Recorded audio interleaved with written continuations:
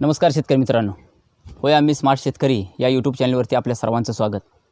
मी दत्तात्रय शंकर ननवरे, राहणार येवलेवाडी, तालुका कडेगाव, जिल्हा सांगली। आज आपण पोकाबोईंग या रोगाविषयी बोलणार आहोत। पोकाबोईंग हा रोग साधारण पाऊस उघडून थंडी चालू झाली की हा पानावरती येणारा हा रोग आहे की आणि जास्तीत जास्त तो 4 ते 4.5 महिन्यात म्हणजे ऊसाचं वय एवढा ह्या वयातच मला वाटतं की त्या वेळेला तो येतो। कारण का त्यानंतर असं मला कधी बघायला भेटला नाही 6 महिन्याच्या पुढं किंवा काय की ऊसाची कांडी 8-10 कांडी झाली आणि त्यानंतर काय कधी आलेला कुठल्या प्लॉटवर मला दिसला नाही। तर जरा जास्त प्रमाण मला 10,000 एकवर दिसलं। हा आपला 8632 आहे। तर ज्यावेळेला पोकाबोईंग ह्याला झाला होता, पोकाबोईंग म्हणजे जो पानं पूर्णपणे अशी गुंडाळली गेली होती। इथं आपण तुम्ही बघू शकता की पानं कशी प्रकारे गुंडाळली गेली होती। हे पान मी काढलं आता, इथं बघू शकता की 3 पानं एकत्र आहेत, 1 2 3। ही ज्या वेळेला ऊस लहान होता त्याच वेळेला तो असं पूर्णपणे गुंडाळला गेला आहे। त्यामुळं काय होत होतं की ऊसाची वाढ होत नाही, ऊस जाग्यावर असा थांबला जातो आहे आणि त्यामुळं जे ऊसाचं वय आहे त्याच्या हिशोबानं ऊसाच्या कांड्या होत नाहीत आणि ऊसाची लांबी वाढत नाही।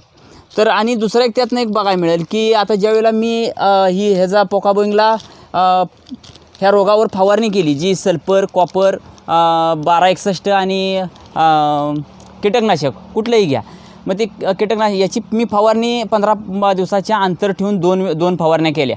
त्यामुळं हा रोग म्हणजे आता नाहीसा झाला। आणि त्यानंतर काय झालं की तिथनं असणारी ही जी गुंडाळी पानाची ही पुढं सरकत गेली, पानाची वाढ होत गेली।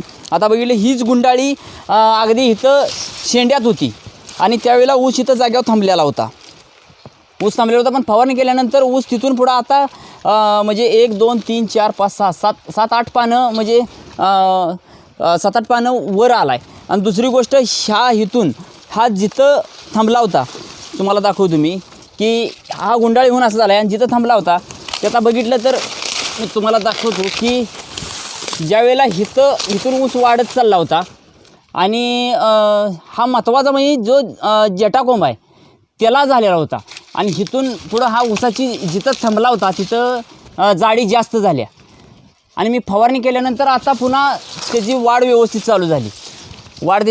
चालू झाली, तर ह्या अशा पद्धतीने हा पोकाबोईंग हा रोग आहे। ज्याला कुणाला असा रोग म्हणजे जर आपल्या ऊसावर दिसला किंवा ऊस आपला थांबला आहे वयाच्या हिशोबानं त्याची वाढ होत नसेल तर त्यांनी मी सांगितलेल्या त्या औषधाची फवारणी करून घ्यावी की जेणेकरून हा रोग नाहीसा होईल। असं काय भिण्यासारखं काय नाही, फक्त फवारणी केली की हा निघून जाईल, काय अडचण नाही। तर शेतकऱ्यांनी एवढी काळजी घ्यावी आणि आपल्या असणाऱ्या ऊसात लक्ष द्यावं की आला आहे का आपल्यात कुठं पोकाबोईंग हा रोग आणि त्याचं नियंत्रण करावं। एवढंच बोलतो, धन्यवाद।